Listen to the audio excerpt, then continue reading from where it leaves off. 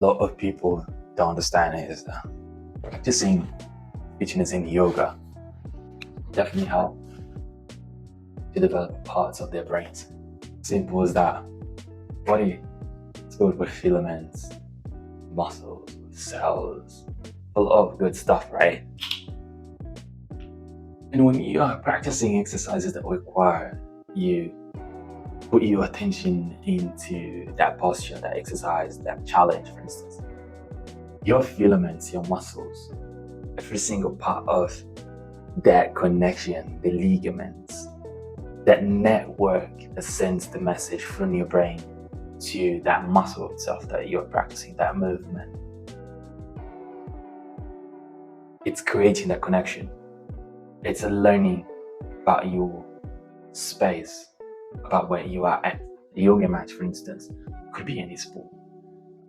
When you are practicing the tree pose, for instance, you move a little bit forward, so your brain needs to adjust, right? So your ankle needs to come a little bit more behind, so to compensate the upper body that's going forward.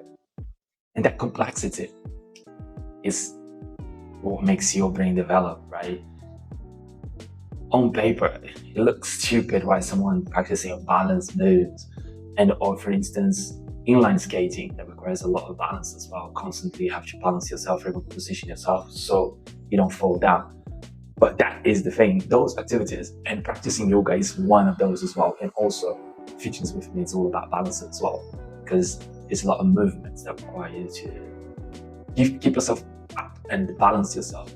So for that reason, our brains, when we're practicing the secret features manual, secure manual, we are developing very specific areas of the brain which normally we don't develop, we don't use. So that is very beneficial for you as a professional, because I've had cases from my previous clients back in the UK that they became a lot more productive, they became a lot more creative. It was almost that, like that, they started practicing it, they noticed that their balance improved, because if you notice, right, the more you practice something, the better you get at it. Languages, exercising, yoga, meditation, breathing techniques, all of that is the same route. The more you do it, the better you get at it. Then the more results you will gain from those activities. But it is really mind-blowing. And also one activity that I always like to practice as well, because it really touched that point as well, that affects my brain function, is meditation. So right now I woke up at 5 a.m. in the morning, and the first thing that I'm going to do on average every single morning, what I usually do when I've got time, and if I don't have time, I do later on during the day, is meditation. Because I know that is going to activate an area of my brain that will give me a super energy boost, and I'm going to be supercharged, right? I'm going to be in the zone, I'm going to be focused, I will be more driven, more organized, I will have better ideas. It's almost as I get that kind of light inside my consciousness, inside my brain. And it's difficult to explain, but it's almost some sort of switch that it's off and then a switch it on with the meditation.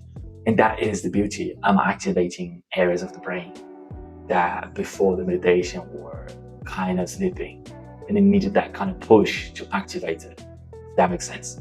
So yoga with the balancing postures, meditation with the meditation itself, then exercises that requires to move a lot more. And it looks silly sometimes, but those things combined will activate a lot of areas of your brain that usually on a daily basis you would never be able to do.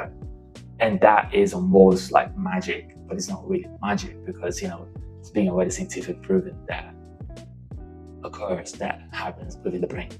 There have been researches, studies, there have been measurement experiments that detected that meditation, breathing techniques, yoga, and exercises do all affect positively our brain chemistry.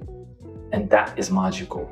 But again, sometimes people don't understand the connections, and they are, that looks stupid, but a simple balance exercise, a very simple one, you lifting your leg up, one up, keep your one down, trying to hold that for a couple of seconds, a minute, and improving that over time. It's already activating areas of your brain that you normally don't activate. So very simple and silly exercises or postures or movements or even breathing techniques as well. We're going to cover all of that in the future, so drop a follow, subscribe, and if you agree with me or disagree, also let me know in the comment down below.